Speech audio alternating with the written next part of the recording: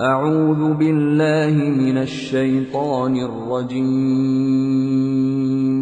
بسم الله الرحمن الرحيم. الحمد لله رب العالمين الرحمن الرحيم مالك يوم الدين إياك نعبد وإياك نستعين اهدنا الصراط المستقيم صراط الذين أنعمت عليهم المغضوب عليهم ولا تقولوا امويتاسو لمن اغچاتا يقتلوا چاغي مرشي شهيدان چي في سبيل الله دا الله بلاركي اموات مړه بل احياء بلکې هغه ژوند دي ولكن او لیکن لا تشعرون تاسو نه پويږئ باغې باندې دغه په زندگی ولنبلونکم ډېر اهم آیت ته تاکید کوي الله تعالی خامخا وا او لام تاکید د پاره ده خامخا نبلونکم موږ به آزمائش کې واچو تاسو یعنی د آزمائش به تاسو خامخا راځي کچره ته مؤمن یې د آزمائش کې برازي او د دې دلیل په سورته عنکبوت سورہ عنکبوت آیت نمبر 1 نا 7 پورے 127 یعنی 1 نا 7 پورے هغه د الله تعالی فرمایي چې تاسو دا ګمان کوئ چې تاسو به آزمولای نه شئ نه آزمائش کې به خامخا راځي امتحان به در باندې خامخا راځي یعنی دا قران تازان د خوخ کړو د تراغله ترجمه کوي او دا ایمان دي ځان ته خوخ کړي دي په دې باندې مخکې ته عمل کوي نو دې لارې کې وتا ته دا مشکلات لازم راځي دا مشکلات ورته راځي او دې ته تیار اوسې الله تعالی دې مونږ ته په دې باندې بیا صبر او استقامت راکړي اوس تاسو واورئ ولنبلونکم او خامخا مونږ به ازمایو تاسو ازمایش وکړو په تاسو باندې من الخوف د يرنا والجوع او د لوګینا ډېر اهم یو څو حدیثونه تاسو ته بیانوم ازمایش برازي پتا سو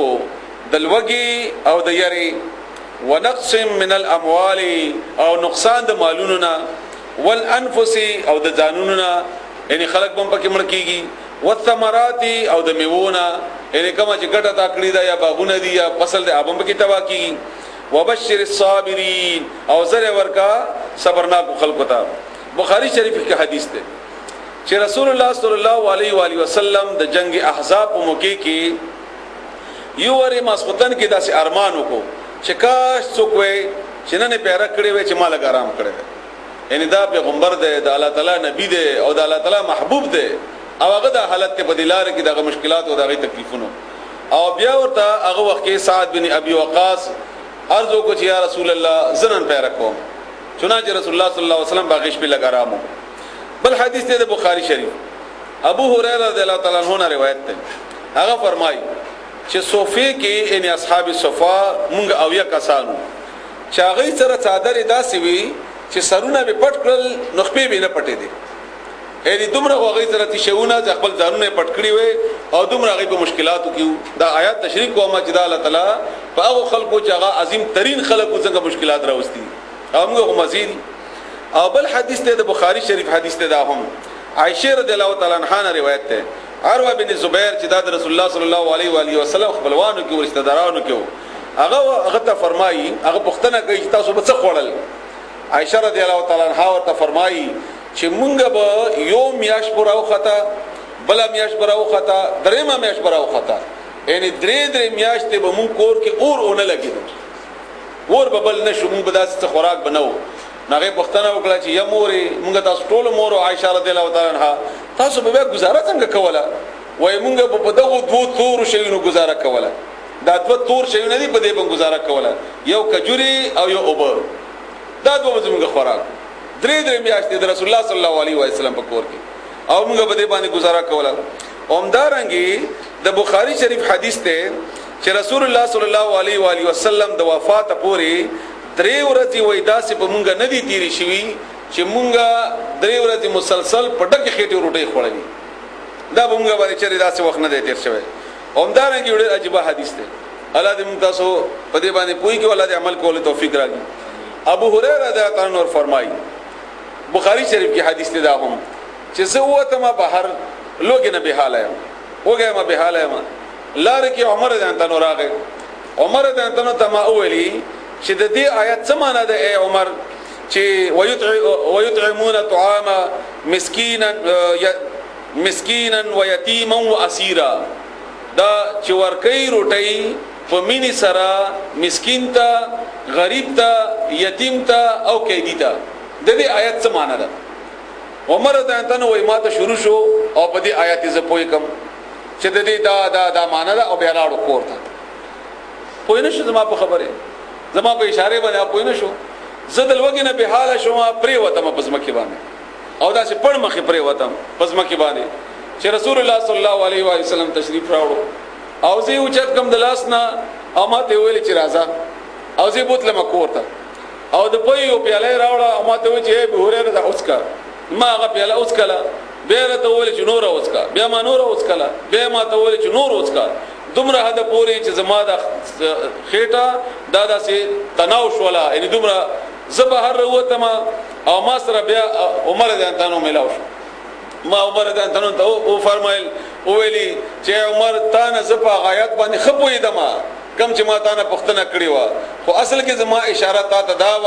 چې زه وګم ما ته روټي راکا او ته پوینه شو په دې باندې او زه رسول الله صلی الله علیه و سلم بوتلما او ما دغه سي او ما انتظام وکړ د روټي عمر دانتانو څه فرمایي جواب کې دغه جواب مو اوري هغه ته فرمایي چې اے ابو هريره کاش چې ما ته دا حیثیت ملاو شوه چې ما ته روټي درکړې وې کدا حیثیت ما ته ملاو شوه وې نو ما ته به دا حیثیت د سرو او خانو نه ډیر زیات غوړه او چې ما ته ملاو شوه دا دغه حالت او دا دغه کیفیت وو بهرحال دا سړي بشماره حدیث دي بخاری شریف حدیث ته سعد بن ابي وقاص رضی الله تعالی عنہ فرمایي چې په جهاد کې به مونږه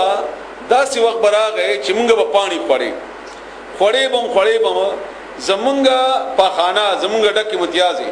دا به داسې کلکي او داسې به وی لکه څنګه چې ګډې به زی امتیازي کوي دغه جبل سبونه مونږه باغه خړل هغه باندې بخاری شریف کې بل حدیث ده ابو موسی اشعری رضی الله تعالی عنہ نه روایت ده چې مونږه په ذات الرقا کې د یو جګړې نوم ده په دې کې مونږه مزل به کو ځکه چې سوالیان ډېر کمی او غوینه مونږه بشپک کسان په یو باندې دومره مونږه د خپې پاره کې اوپر سي دي خراب شوي 40 شوي چونکونه زمونږه پرې وتل او زمونږه د خپې چتړې شوي داسي ان داسي اری لاړې پره لاړې او دې پرو ته په عربی کې رقا وای نو د دې جګړې نوم ذکر رقا پرې وته چې مونږه د خپې پاره کې داسې ورسدلې وي تړ غشي او موږ باندې داسې تکلیفونه راغلي او بل د بخاری شریف حدیث ته ابو عبیده بن جراح رضی الله تعالی عنہ فرمایي چې موږ په جهاد کې وو راشن زموږ ختم شو موږ درته ختم شو سامان نو زموږ امیر صاحب بن ابي وقاص اعلان وکړو چې چا سره څومره څوی ټول راوړي نو چې موږ راوړې نو یو څو بورې کجوري جوړې شو دا غینه او هغه کجوري به موږ ته اریو سړی ته ورځ یو ورکوله یعنی دومره کم وی چې روغ ورځ موږ په یوې کجوري تیروله وای ما پښتنه ته وکړه چې په یوې کجوري به گزاره کېده نو ورته فرمایي چې دا یو کجوره ډېر لوی نعمت په هغه وخت کې موږ د پاره او په اخر کې بیا دریا په غاړې باندې موږ ته یو مشي ملاو شو مائی هغه مائی دومره غټو چې موږ شل ورځې هغه وخړل او بیا هغه دومره غټ مايو چې موږ دا هغه اډو کې چې موږ داس ودرول نو دا غیلاندې موږ او خان تیریدل بهرحال دا نورم ډېر بشماره حدیث دي الله تعالی دې موږ تاسو باندې هم هغه کیفیت راولي چې موږ صبر کولای شو داغه او داس امتحان دې زموږ رانه شي چې هغه باندې به موږ صبر نشو کولای او الله تعالی دغه هغه لوی درجه دي الله تعالی دغه درجه نور هم اوچت کی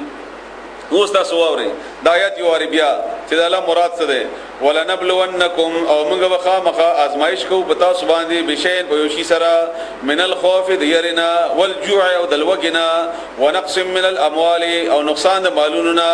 والانفس او د ځانوننا والثمرات او د میونا وبشر الصابرین او زیر ور کا صبر کوونکو ته الذين دا صابران هغه کسان دي اذا هر کله اصابتهم چورسیږي هغه تا مصیبتون څه تکلیف قالوا دی بیاوی ان لله ان بشکمغا لله د الله یو الله د پاره یو وان او بشکمغا الیه مغ الله طرف ته راجعون ورګرځو بمغا او دا وای دا عقیدتن وای سلمہ یو صحابي او تیر شوی د دې بیبي چې کومه وا هغه وفات خوند وفات ام سلمہ د سلمہ مور د